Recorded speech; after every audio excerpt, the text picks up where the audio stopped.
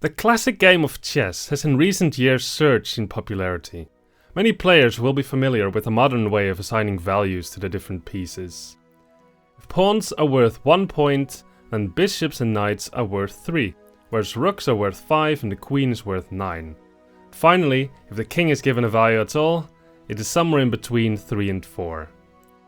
But now imagine you're a complete newbie to the game of chess, and you find yourself alone in a room with a chessboard, 2 sets of pieces and a quick rule sheet.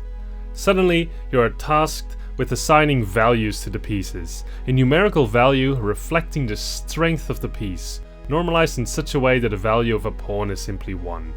How would you proceed? Intuitively, the queen is clearly the strongest piece. Why? Because it can move the most.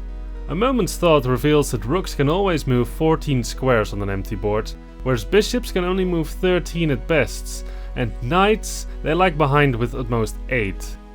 So it might make sense to base your valuation system on mobility, and this is precisely what Yevgeny Gig did in 2004. A system of values could be obtained by taking the chess piece and recording its average number of squares it can move to. His values were as follows. The pawn is 1, then the knight is only 2.4. The bishop on the other hand is worth 4 points, the rook a whole 6.4 and the queen even 10.4. Finally, the king is worth 3 points. This seems cut and dry and might be satisfying as a first guess, but some questions are raised when considering the pawn. It can move forward, often only 1 square, sometimes 2, but it can only take 1 square diagonally forward. Does it make sense to judge the strength of the pawn by where it can move? Maybe it's more natural to consider the squares it attacks, or equivalently, the squares it defends from its current position. That's where it really exerts the pressure. Someone could place a piece right in front of your pawn, without the pawn having any control over it. However, place it diagonally in front and the pawn strikes. Finally, we ignore what happens when a pawn reaches the other side of the board. In other words, we ignore its abilities to promote. For us, a pawn can only be on ranks 2 through 7, where its behavior is predictable. Nowhere else. So let's change our metric to counting not the number of squares a piece can move to, but instead the number of squares a piece controls. That is, which it attacks or defends. For now, this only makes a difference for the pawn. For all the other pieces, nothing changes. And if we now perform the same calculation, we obtain the following values. If a pawn is worth 1, then the knight is worth precisely 3 points. That's a good start. However, a bishop should be worth 5 points, a rook a whopping 8, and a queen even a ridiculous 13. And finally, a king will be worth 3.75 points, which is again more reasonable. But this is just a slightly rescaled version of Yevgeny Gig's original values, so there's not much new here. However, we are forgetting something crucial, something that 100 Raiders players also sometimes tend to forget.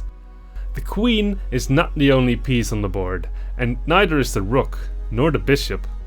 The board is typically full of many pieces, and this affects some pieces more than others. A bishop in the center of an empty board may control 13 squares, but it takes only a few unfortunately placed pieces to reduce this number down to just 4. A knight, on the other hand, doesn't care at all. It can leap over pieces and will control 8 squares from this location, no matter how busy its surroundings are. How do we factor in this effect somewhat realistically? Let's suppose there are still n pieces left on the board, different from the one we are examining right now. They could be placed on any of the 63 remaining squares, but where, we do not know. One could say that, approximately, any square has an equal chance to contain a piece. In other words, the probability that any square contains a piece is then n over 63. And with this, we can do calculations. Consider this bishop again, and suppose that on every square there is a piece with probability x, where x is somewhere in between 0 and 1. Now look at this diagonal. How many squares does this bishop control here on average? Well, it certainly controls this square. Clearly it does so when it's empty, and when it's not, it either defends a white piece or attacks a black one. Because we allow both attacking and defending in our definition of controlling a square, we see that it does not matter what the color of the piece is that occupies a certain square. Now, for the bishop to control this square, the first one must be empty. And this happens with probability 1 minus x. Similarly, for the bishop to control this square, these two must be empty, and this happens with probability 1 minus x squared. So, we find the expected value for this diagonal is 1 plus 1 minus x plus 1 minus x squared. And indeed, if x equals 0, we obtain 3 again, because then there's no pieces blocking our view. But if x equals 1, the whole board would be filled with pieces, so clearly we only control one square. The formula makes sense. I computed all these contributions for different values of x for every piece on every square, and then took the average.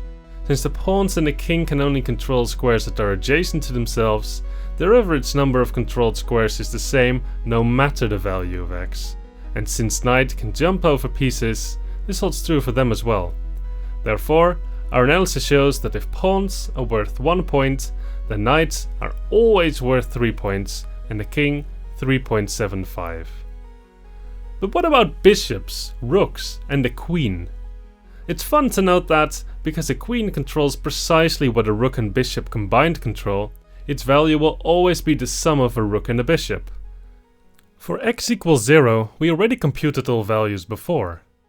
The bishop being with 5 points much stronger than the knight, a rook with 8 points being also insanely powerful, only to be dwarfed by the queen's 13 points. But what happens at the opposite side of the spectrum? At the beginning position, there are 32 pieces on the board, so in that case, x equals 31 over 63. What are their values then? And something very cool happens. The bishop drops all the way to 2.7, the rook drops all the way to about 3.5, and the queen to about 6.2. And this makes sense. You might have heard that knights are better than bishops in closed or crowded positions, and this analysis supports that. Even though on an empty board the bishop is clearly superior. In the opening especially, knights typically have a greater scope and are thus more powerful. You've also heard that rooks become stronger and stronger as the players approach the endgame, and we see this too. With a value of 3.5, the rooks are nothing special during the opening, but later in the game they develop to become absolute beasts. According to these calculations, a bishop becomes ever so slightly stronger than the knight as soon as the 6th piece is taken off the board, which is when the queen has grown to a value of about 7, and one capture later, the rook has reached a value of 4. After the 12th capture, only 20 pieces remain on the board, and the queen attains a value of 8. When only 17 pieces remain, the rook reaches its usual value of 5, and with only 15 pieces left, the queen reaches its value of 9. When there's only about 10 or 11 pieces left, the bishop has grown to a value of 4, the rook to a value of 6, and the queen to a value of 10. And after this, endgame strategies become much more nuanced and the idea of piece values much less useful. So, values for even fewer pieces are to be taken with a grain of salt. So in summary, a knight is stronger than a bishop in the opening, but after a handful of pieces come off the board, the bishop is stronger. And in fact, when about half the pieces are gone, a bishop is valued more than a rook in the opening, but in the endgame, the rook is more valuable than a queen on a very busy board. If you find all of this difficult to remember, maybe it's worth computing the average values of the different valuations of the pieces as the chess game progresses. Because the number of pieces in a chess game more or less decreases linearly over time, we make the assumption that every number of pieces is equally likely. However, there are always 2 kings on the board, so to account for this, we should really only consider the numbers above for configurations with at least 3 pieces. And if we do this, we obtain the following. If a pawn is worth 1 point, then a knight is worth 3 points and a bishop is worth 3.6. A rook is worth 5.1 points and a queen about 8.75. And finally, the king is worth 3.75 points. Now, if you happen to be a chess computer and you've memorized all 423,836,667,331 positions and how to win, draw or lose them all optimally with at most 7 pieces on the board, you will only care what happens when there's still at least 8 pieces on the board. And if you do that, the valuations are as follows. If a pawn is worth 1 point, then a knight is worth 3 points and a bishop is worth 3.4. A rook is worth 4.7 points and a queen about 8.2. And finally, the king is worth 3.75 points. Whichever of these distributions you will find most realistic or most usable, nevertheless, it's really cool to see how such a simple mathematical approximation of just trying to control the greatest number of squares produces such a good approximation of most of the well-known and most widely used systems for evaluating pieces. When I started this, I had honestly not expected my results to be so accurate, and for it to even reproduce some of the most common chess principles that people have long known to be true, only for it to now have some very rudimentary mathematical explanation. If you have any suggestions on how to improve this simple model, please feel free to leave them in the comments down below. I hope you enjoyed this video, and if you did, you could consider subscribing, maybe? It's up to you though. Anyway, thanks for watching, and I hope to see you all in the next video. Bye!